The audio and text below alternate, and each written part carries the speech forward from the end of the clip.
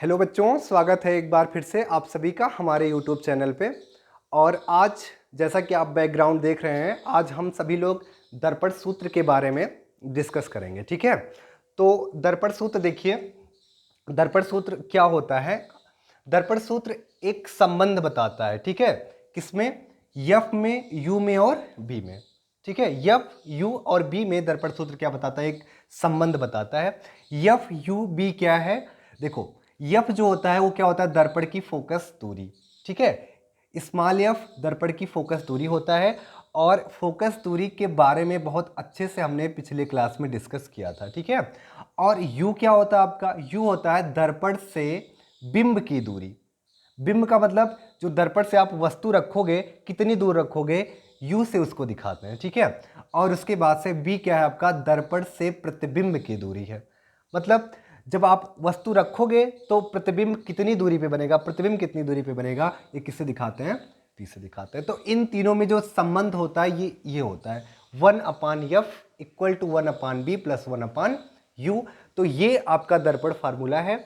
और ये कहाँ से आया है, ये चीज़ हम लोग क्या करेंगे? डिस्कस करेंगे। ठीक है, तो इसका व्यंजक प्राप्त करेंगे हम लोग, जो कि बोर्ड एग्जाम में बहुत ज़्यादा बार ये क्वेश्चन रिपीट हुआ है। ठीक है, तो आगे के 3-4 फार्मूले ऐसे हैं जो बार बार हर साल, हर दूसरे तीसरे साल बोर्ड एग्जाम में रिपीट होते हैं। तो ये बोर्ड के दृष्टिकोण से बेहद इंपॉर्टेंट टॉपिक है। तो आप इस पर पूरी फोकस करके अच्छे से पढ़िएगा, और हम पूरी कोशिश करेंगे कि आपको बहुत सरल शब्दों में अच्छे से इसको एक्सप्लेन करें। ठीक है, तो सबसे पहले देखो, ये जो दर्पण सूत्र है, ये हमने क्या पढ़ा था? गोलीय दर्पण दो प्रकार का, अवतल और उत्तल। तो ये जो आपका दर्पण सूत्र निकल के आया है, ये अवतल उत्तल दोनों के लिए है। दोनों के लिए अलग अलग नहीं याद करना, ये फार्मूला दोनों के लिए है। तो हम क्या करते हैं, कोई एक दर्पण आप उठाइए, चाहे अवतल चाहे उत्तल, और उससे क्या करेंगे, हम ये फार्मूला प्राप्त कर लेंगे। ठीक है, तो सबसे पहले हम लोग क्या करते हैं, एक अवतल दर्पण बना लेते हैं। क्या बना लेते हैं? एक अवतल दर्पण। ध्यान से देखिएगा, अब पूरा फोकस करिए, पूरा ध्यान आप लगा दीजिए, 100% आपको समझ में आएगा। ठीक है, तो सबसे पहले हम लोग क्या करते हैं, हम लोग सबसे पहले क्या करते हैं, एक अवतल दर्पण बना लेते हैं इस प्रकार से। ठीक है, अवतल दर्पण आपको पता है, ऐसा दर्पण जिसका परावर्तक पृष्ठ अंदर की ओर होता है, अवतल दर्पण होता है। ठीक है, तो ये आपका क्या हो गया? अवतल दर्पण हो गया। अब देखो, जो दर्पण होता है उसका जो मिड पॉइंट होता है, यानी कि मध्य बिंदु होता है, उसको दर्पण का क्या बोलते हैं? ध्रुव बोलते हैं। तो मान लो ये दर्पण है, इसका मध्य बिंदु यहाँ मान लेते हैं, यहाँ कहीं, ये आपका P हो जाएगा यहाँ पे। ठीक है, और इसका क्या होगा? वक्रता केंद्र होगा। तो यहाँ पे हम क्या मान लेते हैं? वक्रता केंद्र यहाँ मान लेते हैं C। ठीक है, और हम क्या करते हैं, इस वक्रता केंद्र को, ठीक है, दर्पण के ध्रुव से क्या करते हैं? मिला देते हैं। ठीक है, दर्पण के ध्रुव से क्या करते हैं? मिला देते हैं इस तरीके से। ठीक है, थोड़ा सा इधर भी बढ़ा देंगे। देखो, तो जो वक्रता केंद्र को जो ध्रुव से मिलाने वाला लाइन होता है, रेखा होता है, उसको क्या बोलते हैं? मुख्य अक्ष बोला जाता है। ठीक है, अब देखो, ध्रुव दर्पण के और वक्रता केंद्र के बीचों बीच में एकदम मिड पॉइंट में एक बिंदु होता है जिसका नाम होता है F, यानी वो क्या होता है? दर्पण का फोकस होता है। तो यहाँ पे मान लेते हैं F है। ठीक है, तो ये चीज़ आपको समझ में आई होगी। तो अब सबसे पहले क्या करते हैं, हम लोग एक वस्तु ले लेते हैं। ठीक है, एक क्या ले लेते हैं? वस्तु, एक बिंब ले लेते हैं इस प्रकार से, यहाँ पे एक बिंब, और इसका नाम देते हैं ए और बी। ठीक है, अब देखो, आपको हमने बता रखा है कि किसी भी बिंदु का अगर आपको प्रतिबिंब बनाना है दर्पण में, तो उस बिंदु से प्रकाश की किरण आप गुजारिए। कितना? आप अनंत प्रकाश किरणें वहां से निकाल सकते हो, लेकिन कम से कम 2। ठीक है, न्यूनतम आपको 2 प्रकाश किरणें क्या करनी चाहिए? वहां से निकालनी चाहिए। तो हमें इस बी बिंदु का दर्पण में प्रतिबिंब बनाना है, तो हम क्या करेंगे, इस बी बिंदु से प्रकाश किरण क्या करेंगे? पास कराएंगे। ठीक है, तो सबसे पहले पहला प्रकाश किरण जो पास कराएंगे वो मुख्य अक्ष के समांतर कुछ इस प्रकार से हम क्या करते हैं? पास कराते हैं। ठीक है, इस प्रकार से कुछ हम पास कराते हैं। ठीक है, अब आपको पता है ये जब आपको कौन सा आपतित किरण ये है, और पढ़ने के बाद परावर्तित होता है, और कहाँ से जाएगा? ये फोकस से होके जाता है, ये भी आपको बता चुके हैं। तो ये जो परावर्तित होके आपका ये वाला किरण कहाँ से जाएगा? फोकस से होते हुए चला जाएगा कुछ इस प्रकार। यहाँ पे हम एफ बिंदु मान लीजिए आप लोग। तो ये क्या होगा, कुछ इस प्रकार से परावर्तित हो जाएगा। ठीक है, अब देखो दूसरी प्रकाश किरण आपको किस प्रकार से, जिस तरीके से हम बता रहे हैं उस तरीके से आप करिएगा। दूसरी प्रकाश किरण आपको क्या करनी है, यहां से पहले P बिंदु पे जाके मिलाना है। ठीक है, P बिंदु दर्पण के ध्रुव पे जाके वो टकराती है, तो दूसरी प्रकाश किरण आपको यहां से निकालना है और जो दर्पण के ध्रुव पे जाके पड़ती है। ठीक है, यहाँ पे इस प्रकार कुछ कोण के साथ, देखिए यहाँ से कुछ कोण के साथ पड़ रही है, और पढ़ने के बाद उसी कोण से क्या हो जाएगी, वापस हो जाएगी परावर्तन के नियम से। तो जब ये परावर्तित होगी तो उसी कोण से ये क्या होगा, कुछ इस प्रकार, ठीक है, आपका परावर्तित हो जाएगा उसी कोण से। ठीक है, और दोनों परावर्तित किरण, देखो ये आपका आपतित किरण था, इस प्रकार गया और उसके बाद से परावर्तित, तो दोनों आपस में जहां मिलते हैं वहां उस बिंदु का क्या बन जाता है, प्रतिबिंब। तो इस बी बिंदु का प्रतिबिंब यहाँ पे क्या बन जाएगा, बी डैश नाम दे देते हैं। ऐसे आप पूरे का बनाओगे तो आपको फाइनली यहाँ पे ए बी बिंब का, ए बी ऑब्जेक्ट का प्रतिबिंब मिल जाएगा यहाँ पे इस प्रकार से, और बी डैश ए डैश इसका नाम दे देते हैं। ठीक है, तो आई होप आपको फिगर समझ में आया होगा। ठीक है, एक बार फिर से हम रिपीट कर देते हैं, ध्यान से देखिए। आपको क्या बनाना है, एक उत्तल दर्पण बनाना है, सॉरी एक अवतल दर्पण बनाना है, ये आपका अवतल दर्पण है। ठीक है, उसके मध्य बिंदु पे क्या होता है, उसका ध्रुव होता है, वहां पे P। उसके बाद से हमने एक पॉइंट लिया C से P को मिलाए, मुख्य अक्ष हो गया। CP के मिड, एकदम मिड में एक फोकस होता है दर्पण का F। यहाँ पे हमने उसके आगे हमने एक ऑब्जेक्ट लिया AB, और वहां से हमने पहला प्रकाश किरण, यहाँ से पहला प्रकाश किरण पास करवाया, जो दर्पण मुख्य अक्ष के समांतर गया और दर्पण से टकराने के बाद परावर्तित हो गया फोकस से। दूसरा जो दर्पण के ध्रुव पे जाके टकराता है और टकराने के बाद फिर वापस हो जाता है उतने ही कोण से, और दोनों परावर्तित किरण जहाँ पे मिलते हैं वहाँ पे प्रतिबिंब बन जाता है। इस प्रकार ए बी का प्रतिबिंब ए डैश बी डैश हमको फाइनली प्राप्त हो जाता है। ठीक है, तो ये आपका फिगर है, और आप इसको देखो, हम आपको कई बार समझाते हैं बच्चे, वो इतना इंपॉर्टेंट नहीं है। ठीक है, आप इस फिगर को खुद से बनाइए एक बार। ठीक है, जब तक आप कहीं फंसो फिर से आप वीडियो को देखिए। ठीक है, जब आपको एकदम से पूरा आ जाए तब तक आप उठिए नहीं। ठीक है, तो ऐसे आपका फिगर कंप्लीट हो जाएगा। ठीक है, ऐसे आप पढ़ते रहिए, रिवीजन करते रहिए। तो अब देखो फिगर कंप्लीट है। अब देखो हम क्या करते हैं, इसके सहारे हम यहाँ तक पहुँचेंगे। तो सबसे पहले आपको क्या करना है, ध्यान से देखिएगा। सबसे पहले आपको इसमें फिगर बनाने के बाद स्टेप 1 याद रखना है, जो आपको बता देते हैं। स्टेप 1 याद रखना है। ठीक है, स्टेप 1 याद रखना है। ठीक है, स्टेप 1 में क्या करना है हमें, देखो आपको क्या करना है, सबसे पहले जो फिगर जब आपका कंप्लीट हो जाए तो इसमें सबसे पहले आपको क्या ध्यान देना है, हमें समरूप त्रिभुज का युग्म ढूंढना रहेगा। ठीक है, हमें क्या करना पड़ेगा, समरूप, देखना समरूप त्रिभुज, समरूप त्रिभुज। ठीक है, समरूप त्रिभुज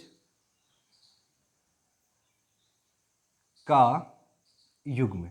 ठीक है, समरूप त्रिभुज का युग्म हमें क्या करना पड़ेगा, यहां से ढूंढना पड़ेगा। आपको इसमें समरूप त्रिभुज ढूंढना है। अब आपको बता दें समरूप त्रिभुज क्या होता है। आप दो त्रिभुज आपस में समरूप कब होते हैं, जब उनके तीनों कोण आपस में क्या हो जाए, बराबर। अगर किसी त्रिभुज के मान लो 2 त्रिभुज है और उसके तीनों कोण आपस में बराबर हैं, तो बोलोगे एक दूसरे के समरूप है। समरूप होने से क्या होगा, जब समरूप कोई त्रिभुज होता है तो उनकी भुजाओं का अनुपात, मतलब इस त्रिभुज का एक भुजा उस त्रिभुज का एक भुजा आप लेंगे और अनुपात निकालेंगे, फिर इस त्रिभुज का एक भुजा उस त्रिभुज का एक भुजा लेंगे, अनुपात निकालेंगे, तो आपस में क्या होता है, बराबर। तो यहाँ पे आपको क्या करना है, 2 समरूप त्रिभुज देखना है। ठीक है, तो आप ध्यान से देखिएगा, आपको वो त्रिभुज अपने माइंड में एकदम सेट कर लेना है कौन कौन सा लेना है। देखो आपको एक त्रिभुज दिख रहा होगा ABP। ठीक है, और ये कैसा त्रिभुज है, समकोण, क्योंकि यहाँ पे आप देख रहे हो यहाँ पे 90 डिग्री का एंगल बन रहा है, ये वाला। ठीक है, तो आपको कौन सा त्रिभुज दिखा होगा, ABP। एक त्रिभुज ये दिखा, और ध्यान से देखिएगा जस्ट इसके नीचे यहां A dash B dash P। आपको क्या करना है, देखो आपको क्या करना है, P पॉइंट पकड़ना है सबसे पहले। ध्यान से देखिएगा कैसे आप ट्रिक से याद रखोगे। P पॉइंट पकड़ना है, एक यहां से गया तो A dash B dash P, और एक यहां से गया तो A dash B dash P। ये आप 2 त्रिभुज आपस में समरूप हैं। कैसे समरूप हैं वो आपको हम दिखाएंगे। देखो ध्यान से देखना कौन कौन से त्रिभुज। पहला त्रिभुज आपका है, देखो पहला त्रिभुज कौन सा, ABP। ए बी और पी, ठीक है, ये समरूप है। समरूप का ऐसे बनाते हैं तो ये समरूप का चिन्ह हो जाता है, ठीक है। और दूसरा आपको क्या हो जाएगा, ए डैश बी डैश पी। कौन सा त्रिभुज, त्रिभुज ए डैश बी डैश पी, ये आपस में क्या है, समरूप है। आपस में क्या है, समरूप है। आप इसका कारण भी दे सकते हो क्यों समरूप है। समरूप होने की शर्त क्या होती है कि दोनों त्रिभुज के तीनों कोण आपस में क्या होने चाहिए, बराबर। अच्छा देखो, दो कोण अगर आपस में बराबर हो, किसी त्रिभुज के दो कोण आपस में बराबर हो गए तो समझिए तीसरा भी बराबर ही होगा, ठीक है।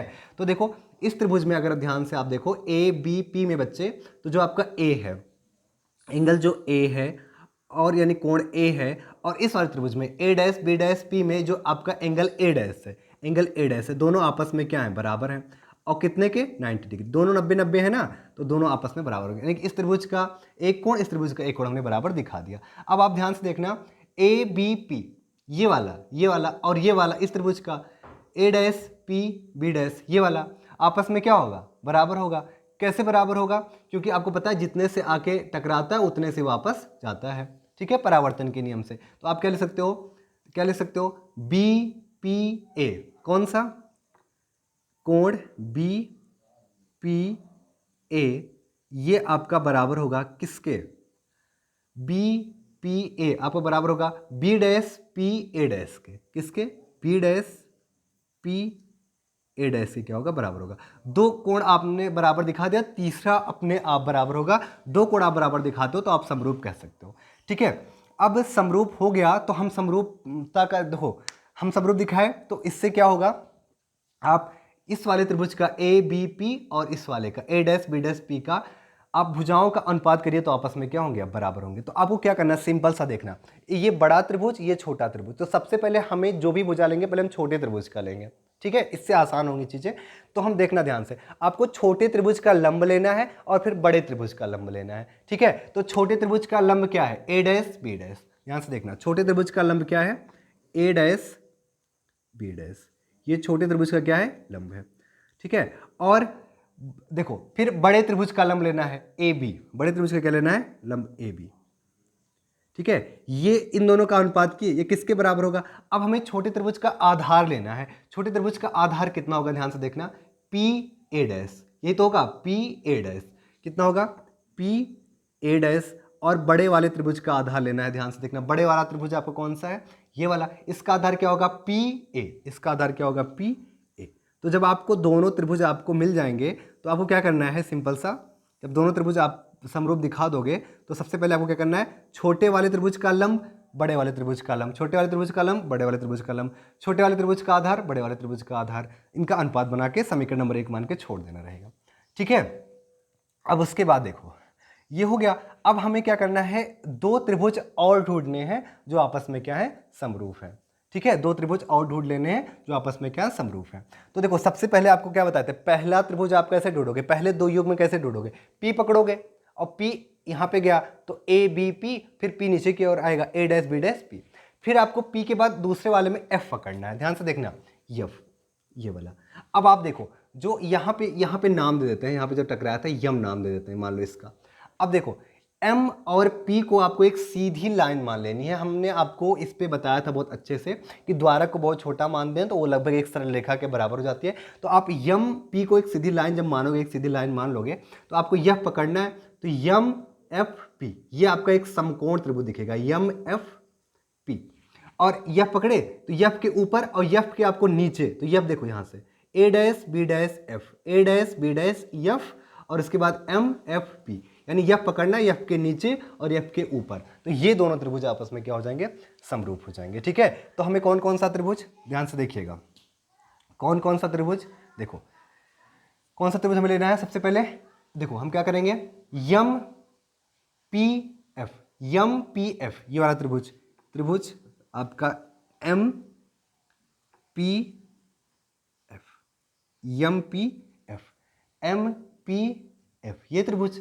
उसके बाद से देखो, उसके बाद से हमें क्या करना है, एम पी एफ के बाद से देखो क्या करना है हमें B dash A dash F, B dash A dash F, त्रिभुज कौन सा, B dash A dash F, ये दोनों आपस में क्या हो जाएंगे, समरूप, ये आपस में क्या हो जाएंगे, समरूप। आप इसका भी कारण दे सकते हो, इसका भी कारण दे सकते हो कि दो एंगल आप इसके बराबर दिखाओ। कैसे दिखाओगे? देखो, जब यहाँ पे देखना आपको इस वाले त्रिभुज में, छोटे वाले त्रिभुज में, इस वाले त्रिभुज में आपको ए डैश 90 डिग्री का दिखेगा, कोण ए डैश कितने का है? 90 डिग्री का। और जब आप इसको सीधी लाइन मान लोगे तो आपका ये जो P है ये कितने का हो जाएगा? ये भी 90 डिग्री का हो जाएगा। तो यहाँ से कोण आपका P, तो कोण ए डैश और कोण P आपस में बराबर हो जाएंगे दोनों त्रिभुज में, और कितने के? 90 के बराबर हो जाएंगे। ठीक है, अब आप ध्यान से देखना, इस त्रिभुज में, इस वाले त्रिभुज में MFP में ये वाला एंगल, ये वाला, ठीक है, और इसमें देखो ए डैश बी डैश में ये वाला, ये दोनों एफ के जस्ट ऊपर जस्ट नीचे, ये दोनों आपस में क्या होंगे? इक्वल, शीर्षोभिमुख कोण से। ठीक है, तो आप क्या लिख सकते हो कि बी डैश, आप क्या लिख सकते हो कि A dash F B dash, A dash F B dash, यानी angle A dash F B dash ये किसके बराबर होगा? यहां पे आ जाओ, एम एफ पी के, एंगल किसके? एम एफ पी के आपस में क्या होंगे? इक्वल। तो आपने क्या दिखाया? दो कोण को इक्वल दिखाया। इस हिसाब से आपने इसको क्या बोला था? समरूप बोला था। अब समरूप के हिसाब से जब समरूप दिखाओ आप, तो आपको क्या करना है? सिंपल सा दोनों का क्या करना है? दोनों, एक बार छोटे वाले का लंब और बड़े वाले का लंब अनुपात, फिर छोटे वाले का आधार, बड़े वाले का आधार अनुपात। तो यहाँ पे देखो, आपका छोटा वाला, ये मान लेते हैं ये छोटा त्रिभुज, देखो छोटा त्रिभुज दिख रहा है, तो आप इसका लंब लोगे ए dash B dash, A dash B dash. तो क्या करोगे यहाँ पे? आप उस हिसाब से लिखोगे ए डैश बी डैश, और इसके बाद छोटे वाले त्रिभुज का लंब लिए। अब बड़े वाले त्रिभुज, ये वाला देखो, एम पी आपको सीधी लाइन बोले थे मानो, तो एम पी या चाहे पी एम लिखो, पी एम लिख दो, पी एम। ठीक है, ये आपका हो गया। ठीक है, उसके बाद देखो अब क्या करना, दोनों का लंब लिए, अब दोनों का आधार ले लेना है। छोटे वाले का आधार कितना होगा? यहां से यहां तक आधार है ना, यानी F A dash, F A dash, आधार कितना हो जाएगा इसका? एफ ए डैश अपान में बड़े वाले का आधार ले लो, तो बड़े वाले का आधार देखो P से F, P से F, ये आधार हो जाएगा बड़े वाले का P से F, P F। ठीक है ना, तो ये हमको यहां से फाइनली मिला।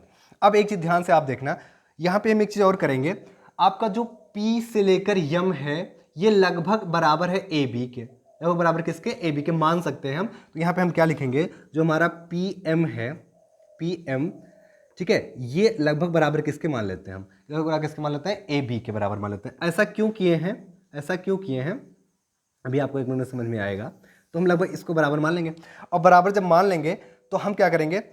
यहाँ पे जहाँ पे पी एम लिखा है वहाँ पे क्या लिख देंगे? ए बी रख देंगे। ठीक है, तो आप देखो यहाँ से देखना, आप क्या लिख सकते हो अब की बार से? यहाँ से A dash B dash upon P M के जगह कितना रखोगे? ए बी, और ये किसके इक्वल हो जाएगा? F A dash upon P F के क्या हो जाएगा? इक्वल हो जाएगा। और इसको क्या करेंगे हम? 2 नंबर इक्वेशन दे देंगे। समझ में आया? तो इस तरीके से हमारा 1 और 2 इक्वेशन मिल गया। इससे देखो हम ये क्यों किए हैं कि पी एम की जगह ए बी, क्योंकि अभी हम इक्वेशन 1 और 2 को क्या करेंगे? कंपेयर करेंगे, और कंपेयर करेंगे तो हमारा देखो ये एलएचएस पार्ट और ए बी मानने से एलएचएस पार्ट आपस में क्या हो गए? इक्वल हो गए। तो अगर किसी दो समीकरण के एलएचएस पार्ट आपस में इक्वल है तो उसके आरएचएस पार्ट भी आपस में क्या होंगे? इक्वल होंगे। तो हम क्या करेंगे अब? देखो समीकरण 1 और 2 से, समीकरण, ठीक है, समीकरण आपका 1 और 2 से हम क्या लिख पाएंगे? देखो समीकरण 1 और 2 से हम क्या लिख पाएंगे? देखो हमारे ये दोनों साइड बराबर है, तो ये दोनों साइड आपस में क्या कर देंगे? बराबर, यानी क्या लिखेंगे? P A dash upon P A, ये किसके इक्वल हो जाएगा? आपका F A dash upon P ए। दोनों के राइट साइड को हम क्या किए? आपस में इक्वल कर दिए, दिखा दिए। ठीक है, अब आप यहां ध्यान समझिएगा, देखो पी और ए डैश ये क्या है? देखो पी ए डैश ये क्या है? आपका ए डैश बी डैश ये तो प्रतिबिंब बन रहा है, तो आपका दर्पण हो गया। पी का मतलब दर्पण, क्यों? क्योंकि ध्रुव दर्पण पे ही तो होता है।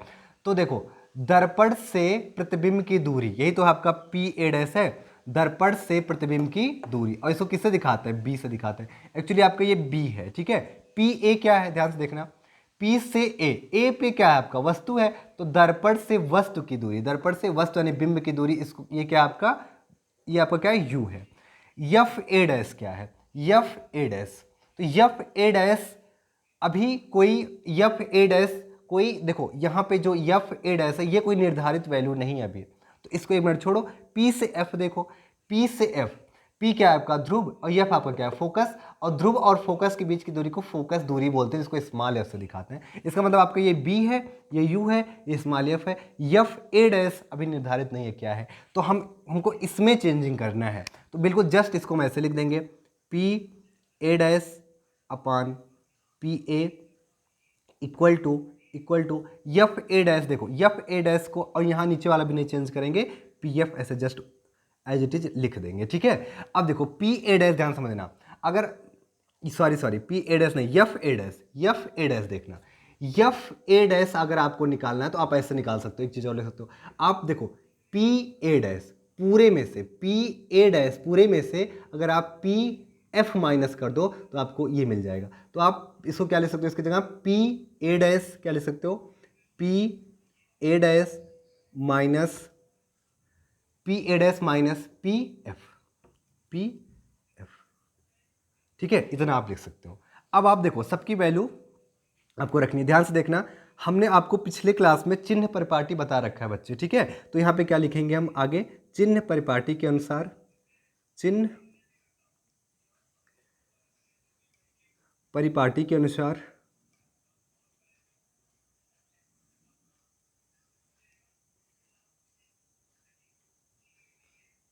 चिन्ह परिपाटी के अनुसार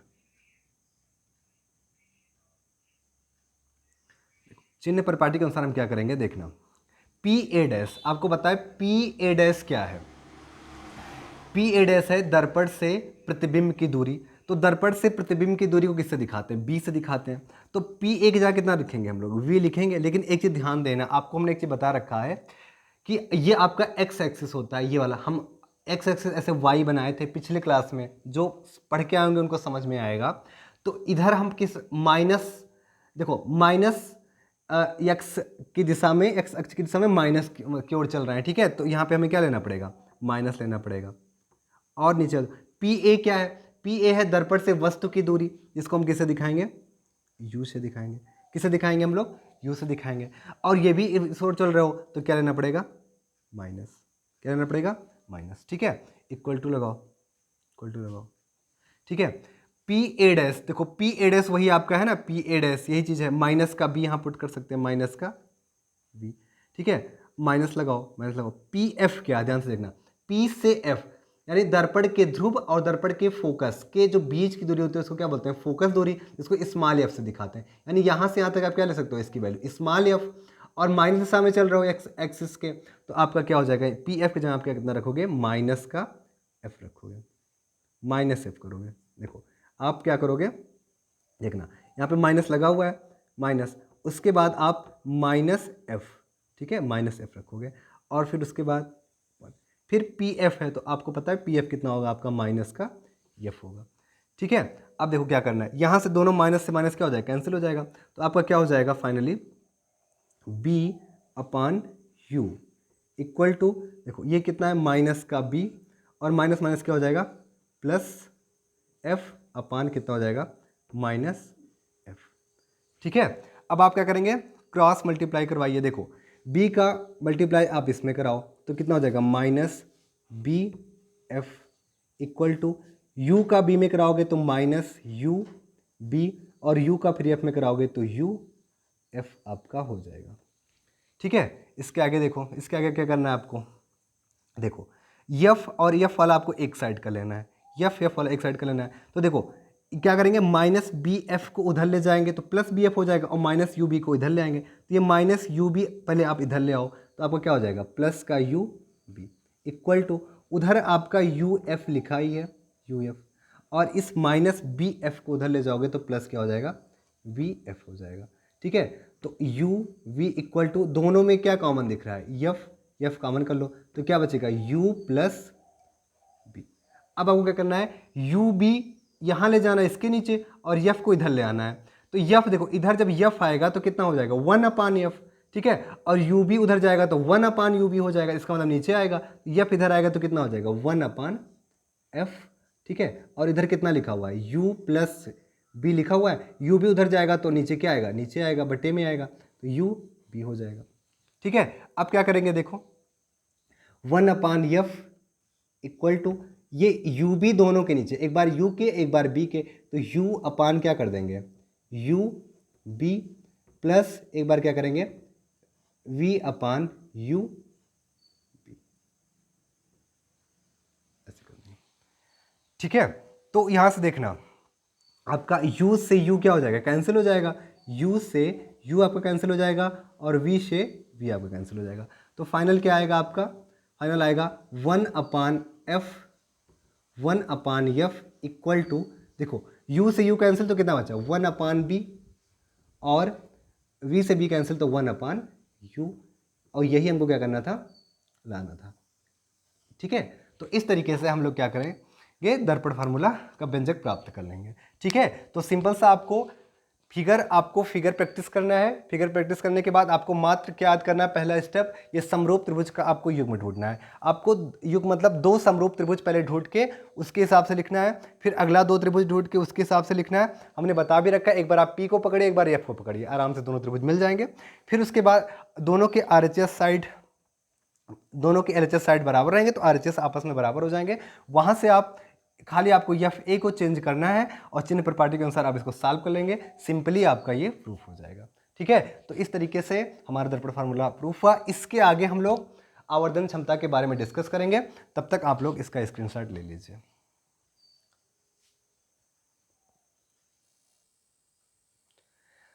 तो अब इसके आगे हम लोग आवर्धन क्षमता के बारे में देखेंगे। ठीक है, देखो ये फिगर हमने अभी ले रखा है।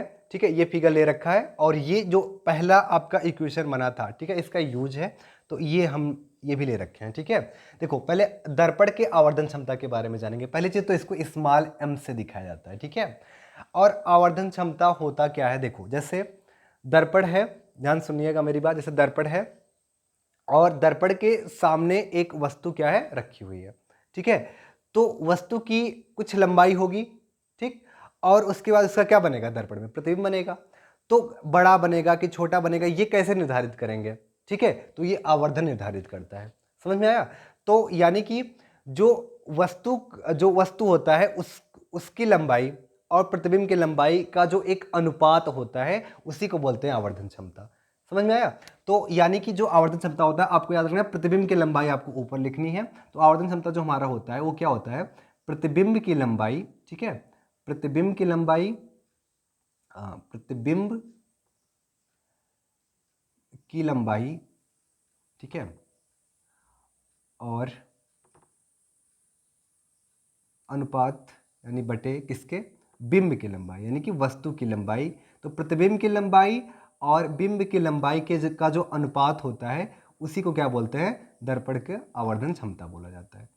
ठीक है, इस प्रकार से देखो आप इसको अगर और लिखना चाहो, ठीक है, तो शॉर्ट फॉर्म में तो आप ऐसे लिख सकते हो, m इक्वल टू, देखो प्रतिबिंब की लंबाई, हाइट, लंबाई यानी कि हाइट हो जाएगी, ऊंचाई हो जाएगी, किसकी, प्रतिबिंब की, तो इमेज की HI लिख दो। और देखो लंबाई यानी कि h कर दो। लंबाई का मतलब वही ऊंचाई होगा। ठीक है, प्रतिबिंब की लंबाई लिखो या प्रतिबिंब की लंबाई की जगह ऊंचाई भी, प्रतिबिंब की ऊंचाई बटे वस्तु की ऊंचाई, दोनों ठीक है। ठीक है, तो देखो उसके बाद से यहाँ पे चलो ऊंचाई ही कर लेते हैं हम लोग, हाइट ही कर लेते हैं। ठीक है, तो प्रतिबिंब की ऊंचाई, ठीक है, प्रतिबिंब की ऊंचाई और उसके बाद से और अनुपात में किसके, बिंब की ऊंचाई। ठीक है, तो यहाँ से आपका बिंब यानी कि ऑब्जेक्ट यानी कि HO। तो यम का एक पहला फार्मूला ये हुआ, m इक्वल टू HI/HO। ठीक है, अब देखो यम, हम आपको यम के 3 फार्मूले बताएंगे। बुक में आपको 2 मिल जाएंगे, तीसरा जो बताएंगे बहुत इंपॉर्टेंट है। ठीक है, तीसरा तो देखो पहले एक ये हो गया। ठीक है, अब देखो दूसरा फार्मूला कैसे निकालेंगे, आप एक चीज ध्यान से देखना। देखो यहां से देखो हम क्या करते हैं, ये चीज थोड़ा आगे ले जाएंगे, यहां से यहाँ जो फार्मूला निकल के आएगा हम यहाँ पे लिखेंगे। तो देखो प्रतिबिंब की जो आपकी ऊंचाई है, अगर आप फिगर के हिसाब से देखो प्रतिबिंब की जो ऊंचाई है उसको क्या लिख सकते हो, ए बी है ना प्रतिबिंब की ऊंचाई, सॉरी ए बी नहीं है प्रतिबिंब की ऊंचाई, ये देखो प्रतिबिंब ये है आपका, तो ए डैश बी डैश है आपका प्रतिबिंब। तो आपका प्रतिबिंब कितना है आपका ए डैश बी डैश। ठीक है, अब एक चीज आपको ध्यान देना है, ध्यान देने वाली बात क्या है, आपका प्रतिबिंब नीचे की ओर बन रहा है, उल्टा बन रहा है नीचे की ओर। और अगर नीचे है कोई y अक्ष के नीचे, y अक्ष के निगेटिव में है देखो, तो यहाँ पे क्या लेंगे, इसको माइनस के साथ लिया जाएगा। ठीक है, बिंब की ऊंचाई, वस्तु की ऊंचाई ए बी है, ए बी, और ये किसके साथ लिया जाएगा, पॉजिटिव। तो आपका ऐसे आप लिख सकते हो। हमने अब देखो, हमने पहला इक्वेशन क्यों ले रखा है, यहां से हमने आपको क्या बताया था, ए डैश बी डैश बटे ए बी। ठीक है, ये किसके बराबर होता है, P A dash upon P ए के। तो इसका मतलब ए डैश बी डैश की जगह क्या ले सकते हैं, पी ए डैश। देखो माइनस तो लगा ही लगा रहेगा। ठीक है, ए डैश बी डैश की जगह क्या ले सकते हैं, पी ए डैश, क्या ले सकते हैं, पी ए डैश। ठीक है, उसके बाद से देखो, उसके बाद से देखो ए बी की जगह कितना ले सकते हैं, पी ए, कितना ले सकते हैं, पी ए। ठीक है, अब इसके आगे आप देखिएगा, इसके आगे समझो, आपका पी ए डैश क्या है, पी ए डैश ध्रुव से किसकी दूरी है आपका, यानी दर्पण से किसकी दूरी है आपका, प्रतिबिंब का। और दर्पण से प्रतिबिंब की दूरी को किससे दिखाते हैं हम लोग, बी से दिखाते हैं। तो पी से ए आपका क्या है, पी से ए आपका क्या है, बी है। इधर चल रहा हो तो माइनस के साथ, ध्यान से देखना, पहले तो माइनस लगा ही है, और आपका पी ए कितना हो जाएगा, माइनस का वी। पी ए क्या है, पी ए क्या है, वस्तु की दूरी। तो वस्तु की दूरी यू से दिखाते हैं, लेकिन इधर चल रहा हो तो माइनस के साथ लेंगे, ये दोनों माइनस कैंसिल हो जाएगा, तो क्या बचेगा, माइनस बी अपान यू। तो इसका मतलब हमें एक और फार्मूला आवर्धन का मिल गया, वो कितना है, माइनस बी अपान यू। ठीक है, तो हम अब हमें दो चीज मिल चुका है आवर्धन निकालने के लिए। क्या, अगर आपको प्रतिबिंब की ऊंचाई बिंब की ऊंचाई पता है, दोनों का अनुपात कर लीजिए, आवर्धन मिल जाएगा। या तो दर्पण से प्रतिबिंब की दूरी और दर्पण से वस्तु की दूरी का अनुपात आगे माइनस, तब हम क्या निकालेंगे, आवर्धन क्षमता निकालेंगे। ये दोनों देखो, ध्यान से सुनिएगा बच्चे, ये दोनों आपको बुक में मिल जाएंगे। लेकिन जो तीसरा हम आपको बताने जा रहे हैं, वो अगर आप सीख गए, आपको याद हो गया, तो आपका काम बहुत आसान होने वाला है। ठीक है, तो उस पर फोकस करिए आप लोग ध्यान से। देखो जनरली क्या होता है, सामान्यतः क्या होता है, आपको यहाँ से हम बता देते हैं, लिख देते हैं। आपको पेपर में ये चीज़ नहीं लिखना है, आपको खाली समझना है इस चीज़। ठीक है, सामान्यतः क्या होता है, देखो कि आपको क्वेश्चन में न्यूमेरिकल जब आप करोगे, न्यूमेरिकल करोगे जब आप, या आपको न्यूमेरिकल मिलेगा, तो सामान्यतः उसमें क्या होता है, आपको u दे रखा होता है और f दे रखा होता है, मतलब दर्पण से वस्तु की दूरी और दर्पण की फोकस, ये आपको u और f आपको क्या होता है, गिवन होता है। ठीक है, आपको क्या होता है, गिवन होता है ये चीज। अब देखो, तो यू एफ गिवन होने से हमें आवर्धन क्षमता निकालने में प्रॉब्लम होती है। हम क्या करते हैं, यू एफ होता है तो पहले हमको बी निकालना पड़ता है, और जब बी मिल जाएगा तब जाके हम आवर्धन क्षमता निकालेंगे। तो हम क्या करते हैं, एक आवर्धन क्षमता का यफ, मान लो यू है, तो हम क्या करते हैं, यफ यू अगर दिया रखा है तो आपको वी निकालना पड़ेगा, तभी आप आवर्धन क्षमता निकाल पाओगे। तो एफ है, और उसके बाद से देखो हम क्या करते हैं, एक मतलब बी निकालने से हम लोग बचेंगे। ठीक है, आपको जो v है वो निकालने से बचेंगे। तो एक और रिलेशन देखते हैं हम लोग कैसे निकालेंगे। देखो आपको सिंपल सा क्या करना है, आवर्धन क्षमता निकालने के लिए, देखो आप अभी दर्पण का फार्मूला क्या पढ़े हो, 1/f equal to 1/b plus 1/u। ठीक है, ये चीज़ ये पढ़े हो आप। ठीक है, तो हम क्या करेंगे, इस समीकरण में, जो समीकरण उसमें u का मल्टीप्लाई करा देता है। ठीक है, सुनिएगा, u का मल्टीप्लाई करा देता है। u का मल्टीप्लाई होगा तो u का मल्टीप्लाई इसमें होगा तो कितना बनेगा, पहले u upon F equal to u का इसमें होगा तो कितना हो जाएगा, u अपान v प्लस, देखो u का इसमें होगा तो कितना हो जाएगा, u अपान u। तो फाइनल कितना हो जाएगा, u upon f equal to u upon b और प्लस u से u कैंसिल तो 1 बचेगा। 1 को इधर ले आइए तो क्या हो जाएगा, u अपान f, इधर आओगे तो -1 equal to u upon B. ठीक है, इसको देखो, इसको सॉल्व करोगे तो एफ का यहाँ पे मल्टीप्लाई होगा तो कितना हो जाएगा, u minus F upon F equal to u upon B. ये हो जाएगा, समझ में आया। अब देखो ध्यान से, आपको दर्पण, देखो आप क्या पढ़े हो, -b, देखो आवर्धन किसके बराबर होता है, -b अपान यू के। तो यहाँ पे u अपान भी लिखा है, तो हम पहले b अपान यू तक आने के लिए इसको क्या कर देंगे, दोनों साइड को आपस में पलट देंगे। ठीक है, इसको ऊपर कर देंगे। ठीक है, आप तो एफ ऊपर जाएगा आपका, और नीचे क्या आ जाएगा, u माइनस यफ। तो इस साइड भी आप इसको ऊपर कर दीजिए, v को ऊपर और u को नीचे ले आइए, ठीक है। तो आपका ये चीज़ हो गया। अब हमें माइनस, देखो अगर हम यहाँ पे माइनस लगा दें तो आप इसकी जगह यम लिख सकते हो ना। तो एक काम करते हैं, यहाँ पे हम क्या लगा देंगे, माइनस, ठीक है। यहाँ पे क्या लगा देते हैं, माइनस। तो इधर भी आपको क्या लगाना पड़ेगा, माइनस, ठीक है। यहाँ पे माइनस लगा दो, देखो इधर आप माइनस लगाए तो इधर भी आप क्या लगा दो, माइनस लगा दो, ठीक। अब देखो क्या होगा, तो आपका ये देखो, ये जो माइनस है यहाँ से आप नीचे ट्रांसफर कर दो, तो ये क्या हो जाएगा, माइनस का यू हो जाएगा और प्लस का क्या हो जाएगा, यफ। तो यफ अपान, देखो नीचे प्लस यफ हो जाएगा, माइनस यू हो जाएगा ना। तो यफ को पहले लिखते हैं, यफ माइनस आपका क्या बन जाएगा, यू, और ये आपका फाइनली क्या है, यम।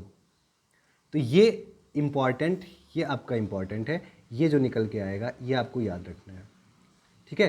तो ये इसका मतलब हमने एक और चीज़ पढ़ रखा है दर्पण का, एक जो आपको बुक में नहीं मिलने वाला, मेरी बात ध्यान से सुनिए, यही दो आपको मिलेगा। तो न्यूमेरिकल में आपका काम बहुत आसान करेगा। तो हमारा यम किसके बराबर होता है, F upon F minus you के, ठीक है। तो ये हम 3 फार्मूला आवर्धन क्षमता का पढ़ चुके हैं, ठीक है।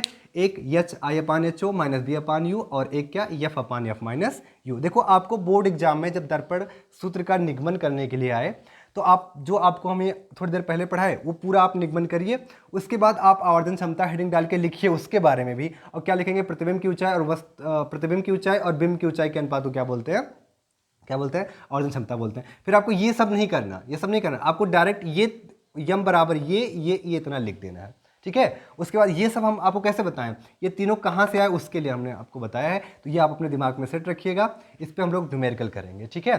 तो अब इसको आप स्क्रीनशॉट लीजिए, इस पे बेस्ड अभी हम एक न्यूमेरिकल देखेंगे जो बहुत अच्छा न्यूमेरिकल है, ठीक है। उस पर डिस्कस करेंगे, तब तक आप इसका स्क्रीनशॉट ले लीजिए।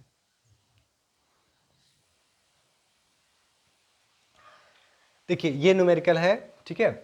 पहले न्यूमेरिकल को समझिए ध्यान से। एक गोलीय दर्पण, ठीक है, गोलीय दर्पण है एक, चाहे अवतल होगा चाहे उत्तल, के द्वारा 2 सेंटीमीटर की वस्तु जो दर्पण से 80 सेंटीमीटर दूरी पर रखी है का उल्टा एवं आवर्धित प्रतिबिंब बनता है, ठीक है। एक गोलीय दर्पण कोई है और 2 सेंटीमीटर की वस्तु है, 2 सेंटीमीटर की एक वस्तु जो दर्पण से कितनी दूरी पर रखी है, 80 सेंटीमीटर की दूरी पर रखी है, और जब उसका प्रतिबिंब बनता है तो कैसा बनता है, उल्टा बनता है, और कितना, 4 सेंटीमीटर ऊंचा बनता है, ठीक है। तो बताना वो कौन सा दर्पण होगा और इसकी फोकस दूरी क्या होगी, ठीक है। अब ध्यान से देखो आप सभी लोग, आपका जो क्वेश्चन है वो सॉल्व इससे होगा, इससे फोकस दूरी से, अगर आप फोकस दूरी निकाल लिए, ठीक है, फोकस दूरी निकाल लिए, तो अगर आपको पता, अगर आपका फोकस दूरी माइनस में आया तो कौन सा दर्पण हो जाएगा, अवतल, और फोकस दूरी प्लस में आया तो कौन सा दर्पण हो जाएगा, उत्तल दर्पण हो जाएगा, ठीक है। तो सारी कहानी इस पे है, फोकस दूरी पे, ठीक है। आपका वैसे दर्पण का प्रकार ज्ञात हो जाएगा, ठीक। तो पहले क्या क्या दे रखा है, ध्यान से देखो।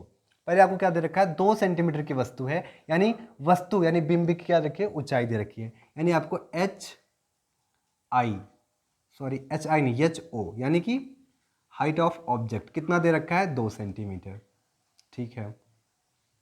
उसके बाद से कह रहा है कि दर्पण से वस्तु कितनी दूरी पर रखा गया है, 80, वस्तु रखा गया ना, यानी आपको यू दे रखा है कितना, 80 सेंटीमीटर। आपको पता है, देखो जब भी हमने आपको पिछले क्लास में बता रखा है, जब भी आप वस्तु लोगे चाहे उत्तल चाहे अवतल के लिए, तो हमेशा क्या लेना, आपको निगेटिव लेना है, समझ में आया, वस्तु हमेशा निगेटिव लेना रहेगा, ठीक। और उसके बाद प्रतिबिंब की ऊंचाई यानी height of image H I कितना दे रखा है, 4 सेंटीमीटर, ये दे रखा है।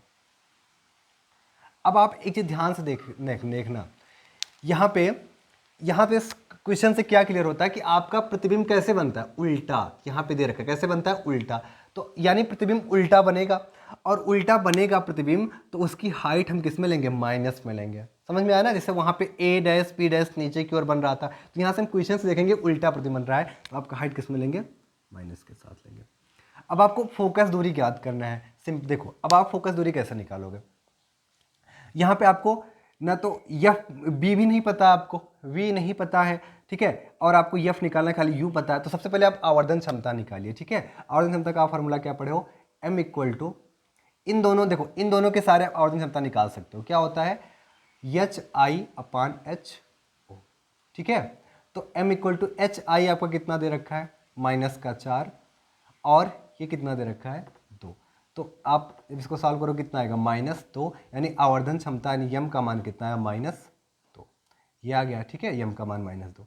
अब देखो आपको यम पता चल गया।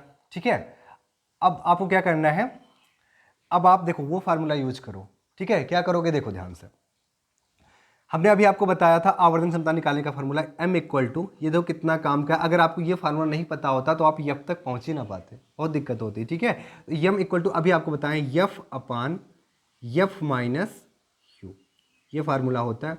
यम की जगह आप कितना पुट कर दोगे -2। ठीक है, यफ की जगह कितना पुट करना है, यही यफ हमको निकालना है, तो यफ की जगह यफ ही रहने दो और इस यफ की जगह यफ ही रहने दो माइनस।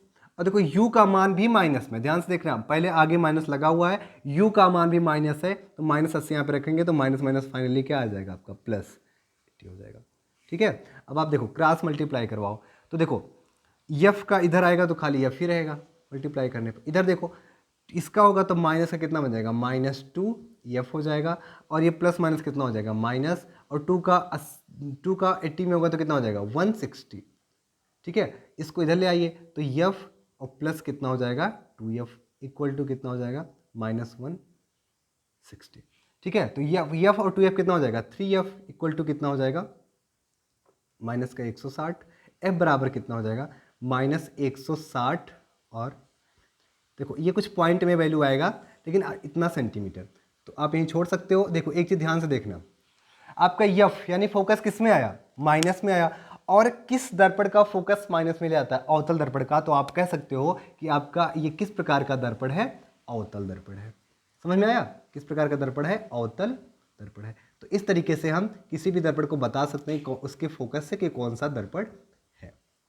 ठीक है, तो आई होप ये न्यूमेरिकल आपको समझ में आया होगा। देखो छोटे छोटे न्यूमेरिकल आपसे अब खुद बनेंगे। ठीक हो, आपको जितना भी आपको बताया कि आप सिंपल सा यूज कर सकते हो, और आपका ये जो न्यूमेरिकल है छोटे छोटे आपके बनते चले जाएंगे। ठीक है, तो आपको एक काम करना है होमवर्क में, तो क्या काम करना है, आप सभी को कमेंट बॉक्स में बताना है। क्या बताना है, इस जो क्वेश्चन है इसमें सब कुछ जैसे जैसे है सब कुछ आप ऐसे रहने दीजिएगा। ठीक है, अब क्या करना है सिंपल सा, जहां पे उल्टा लिखा वहां पे आपको सीधा कर देना है। ठीक है, तो आपका जो यहाँ पे सीधा हो जाएगा, जब सीधा एवं आवर्धित प्रतिबिंब बनेगा तो आपको बताना है कितना वो कौन सा दर्पण रहेगा, अवतल ही रहेगा या उत्तल हो जाएगा, ये कमेंट बॉक्स में आप लोग बताइएगा। ठीक है, तो आज का सेशन हम लोग बच्चे यहीं पे समाप्त करते हैं। ठीक है, एक बार आप इसका स्क्रीनशॉट ले लीजिए सभी बच्चे। ठीक है, तो हम लोग क्या करते हैं आज का सेशन यहाँ पे समाप्त करते हैं, और उम्मीद है आप सबको आज का सेशन समझ में आया होगा, मज़ा आया होगा। और आप जो भी आसपास हैं जो आप इस चैनल को अभी सब्सक्राइब नहीं किए हैं, तो आपसे एक रिक्वेस्ट है, आप चैनल को हमारे सब्सक्राइब करवाइए और सेशन को लाइक करिए और शेयर करिए। उसके बाद से अब आपको कैसा लगा सेशन कमेंट बॉक्स में ज़रूर बताइए। आप सभी का बहुत बहुत आभार इतना टाइम देने के लिए। आप सभी का दिन शुभ हो। धन्यवाद।